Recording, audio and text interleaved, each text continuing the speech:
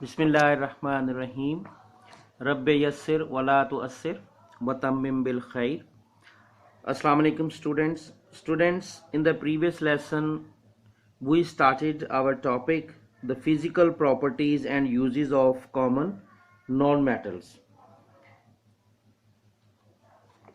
पिछले लेसन में हमने प्रॉपर्टीज को देखा, कॉमन नॉन मेटल्स की जो प्रॉपर्टीज़ थी उनको गो थ्रू किया और उसके बाद डायरी आपको मिली थी कि यूजेस नॉन मेटल्स के जो यूजेस हैं उसके पहले 4 पॉइंट्स, फर्स्ट 4 पॉइंट्स आपने याद करने थे जो कि आपको मिले थे।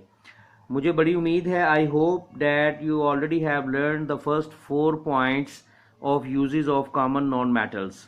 नॉन मेटल्स के जो पहले 4 पॉइंट्स थे यूजेस के वो आपने याद कर लिए होंगे और आज हम उसके नेक्स्ट जो पॉइंट्स हैं वो हम गो थ्रू करेंगे, उनको रीडिंग भी करेंगे और अंडरस्टैंडिंग भी लेंगे, अपना कॉन्सेप्ट भी क्लियर करेंगे कि किस तरह से जो नॉन मेटल्स हैं वो हमारे यूज़ में हैं डेली रूटीन लाइफ में।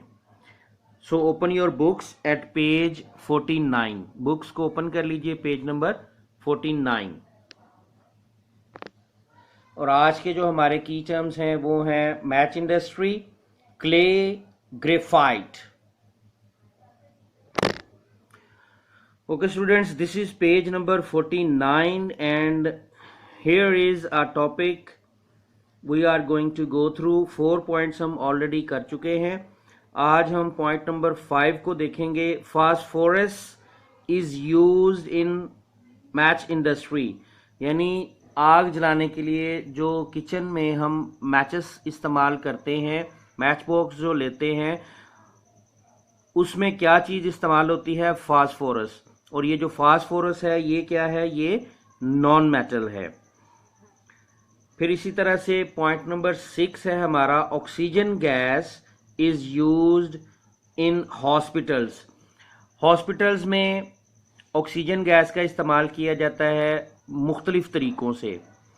ऑक्सीजन के पंप्स जो हैं वो मौजूद होते हैं। इसके अलावा ऑक्सीजन गैस को इस्तेमाल किया जाता है ऑक्सीजन की फ्राहमी पेशेंट्स को जब बहुत ज़्यादा ऑक्सीजन की ज़रूरत होती है और पेशेंट सही तरह से खुद से सांस नहीं ले पा रहा होता तो क्या किया जाता है, उसके मुंह के ऊपर एक आपने देखा होगा कि उसके मुंह के ऊपर ऑक्सीजन पंप जो है वो लगा दिया जाता है जिससे वो ऑक्सीजन जो है वो क्या करता है, ऑक्सीजन गेन करता है। तो इस अंदाज में हॉस्पिटल्स में ऑक्सीजन गैस जो है वो इस्तेमाल की जाती है। हॉस्पिटल्स के अलावा भी ऑक्सीजन गैस बड़ी जगहों पे इस्तेमाल की जाती है, जैसे वैक्यूम में जब जाना होता है या स्पेस में जाना होता है तो ऑक्सीजन गैस जो है वो लेकर जाते हैं। ऑक्सीजन गैस के सिलेंडर्स जो हैं वो साथ लेके जाते हैं साइंटिस्ट जो हैं। फिर इसी तरह से और बहुत सारे यूजेस हैं। बहरहाल आपने बेटा ये पॉइंट नंबर 6 जो है, oxygen gas is used in hospitals, आपने बस इतना ही याद करना है। Point number 7 is carbon as diamond. Carbon जो है वो डिफरेंट फॉर्म्स हैं उसकी, लेकिन कार्बन की जो फॉर्म डायमंड है वो बहुत ज़्यादा कीमती भी है, प्रीशियस भी है। और वो कहाँ इस्तेमाल होती है? Is used in jewellery. वो ज्वेलरी में इस्तेमाल किया जाता है डायमंड। और जो डायमंड की जो ज्वेलरी होती है वो बहुत ज़्यादा महंगी होती है, अच्छे खासे प्राइस होते हैं उसके। तो अब ये कार्बन क्या है? कार्बन भी नॉन मेटल है और ये हमारे रोज़मर्रा के इस्तेमाल में है और ज्वेलरी के तौर पे भी इसको इस्तेमाल किया जाता है। Point number 8 is graphite. अब ग्रेफाइट भी कार्बन की ही एक फॉर्म है, ठीक है जी। Is used by mixing clay, used by mixing with clay in pencils. अब ये पेंसिल जो है, ये जैसे आपके सामने ये पेंसिल है तो इसका जो हमें सिक्का नजर आ रहा है, ठीक है जी, तो ये क्या है? ये बेसिकली ग्रेफाइट ही है और कार्बन की एक शक्ल है। Bye mixing with clay in pencils.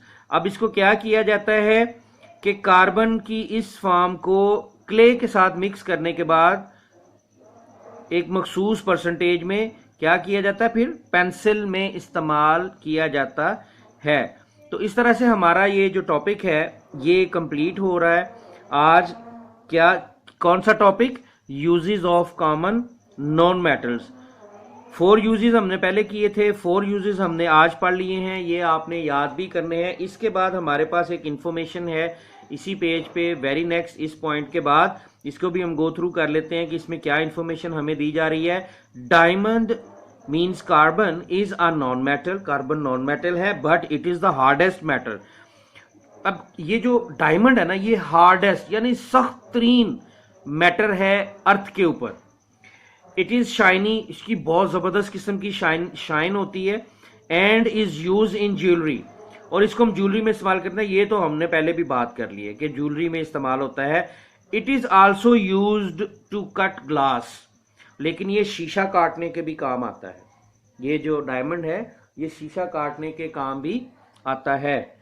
तो ये एक इंफॉर्मेशन थी हमारे पास पेज नंबर 49 पे, जो हमने उस इंफॉर्मेशन को पढ़ भी लिया और गो थ्रू भी कर लिया, अपने जेहन में भी बिठा लिया। तो आज की डायरी की अगर हम बात करें तो डायरी आपकी बड़ी शॉर्ट सी है।